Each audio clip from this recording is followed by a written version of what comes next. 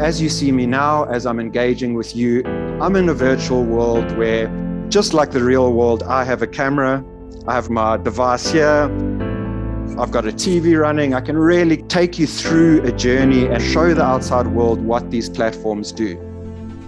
I'm Liz Rosenthal. I'm the co-curator of Venice VR Expanded at the Venice International Film Festival. I met Rick last year in our virtual world. We've never met for real, and that's the case with many of the people I hang out with now in virtual worlds.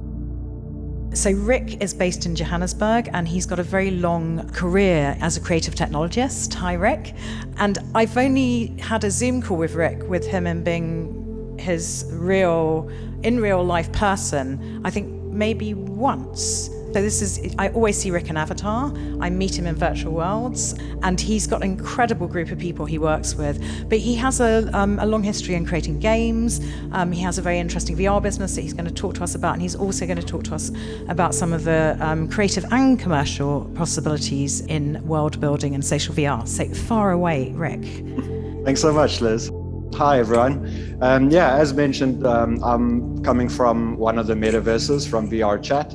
It's also very strange to see me as a human avatar. As Theo mentioned earlier, I'm very much of the thought of avatars really need to be anything. So, for metaverses to really exist, you really want to be anything you want. But I thought I'd arrive as a Ready Player Me avatar just to introduce people to the concept before we go too culturally crazy. So just a little bit of background. I've been developing games since Nokia phones. That's many decades ago.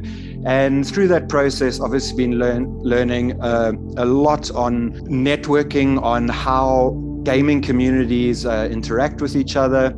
And when virtual reality came along, it really was, for me, a huge shift in the technicality of creation. Through that, also spending a lot of time in the metaverse, as Liz mentioned, it's been, I think, a year and a half now. We've had our little metaverse crew where we get together once a week and explore these platforms, and seeing things like the Venice Biennale happening, seeing things like Rain Dance happen in VR. It's absolutely astounding what's happening in these spaces. And as we started spending more and more times in these platforms, and the curious nature of myself and the broader community, we started really realizing how the nature of content creation is changing. So as you see me now, as I'm engaging with you in a room, I'm in a virtual world where, just like the real world, I have a camera, I have my device here, I've got a TV running. I can really kind of take you through a journey and help show the outside world what these platforms do. On top of that, how we create content. So how are you seeing me on Zoom now? In these platforms, I have this camera, so I can record like you would with a normal camera. Further than that, what we are doing at Eden, we are very excited about 360 content creation within the metaverse platforms. And anyone that's spent time in these platforms will see how powerful this is. And it's one of the tricky things to explain to people what's actually going on. And this is why quite often I will attend the calls like this. It's a great way to show externally what's happening from these internal metaverse spaces. So we're very excited going forward as Eden. We are looking at creating a whole range of characters, a world specifically around kids and kids within children's hospitals and how we can help them navigate their current situation. But instead of going traditional routes, we're looking at platforms at the moment, VR Chat, how we can create the whole character set, bring in external actors. So like I am now, we can have each person in different spots, yet we can bring all the cast together in one room and then record that and shoot that in 360, which we'll then put on our Snacker device, which then makes it incredibly easy for kids and staff within the hospitals to actually enjoy and watch these 360 experiences. So that's just a little catch up, and very much looking forward to the panel and discussing it further with you. I also do have the Metaverse crew booth, which I've brought into our building here.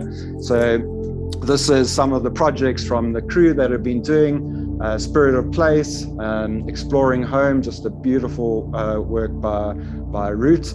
I always get confused whether to call people by their real names now or their Metaverse names.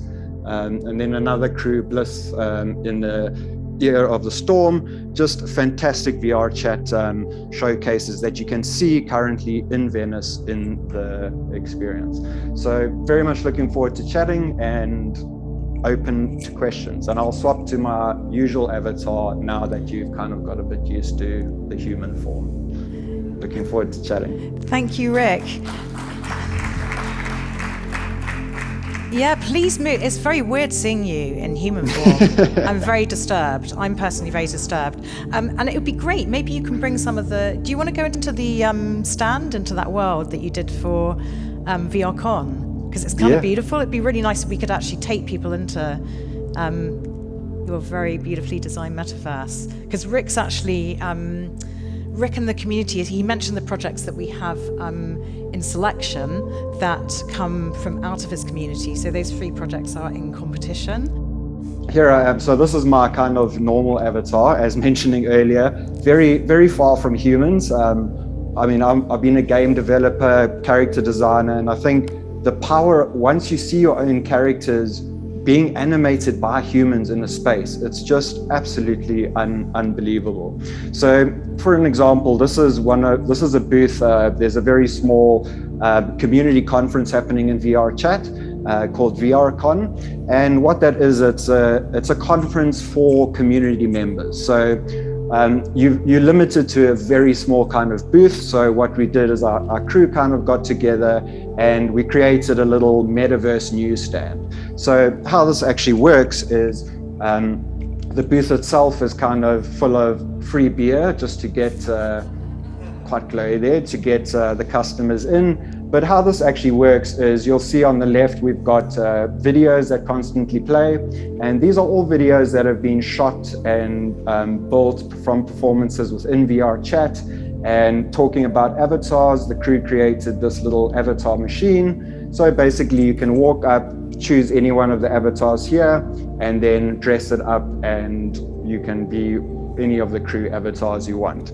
And just an example how traveling works in the metaverse. Here you can see, which is quite common, those who have been in VR chat before, this is what's called a portal. So you as an avatar, if I jump through that portal, I will go to another world. So here's just an example of some of the crew worlds. So Marsilia, which is one of the performances happening tonight, you can come up here, choose a Marsilia performance, and then very quickly jump through this portal and you'll end up in the Marsilia world. So it's just a very quick example of the type of environments you can create.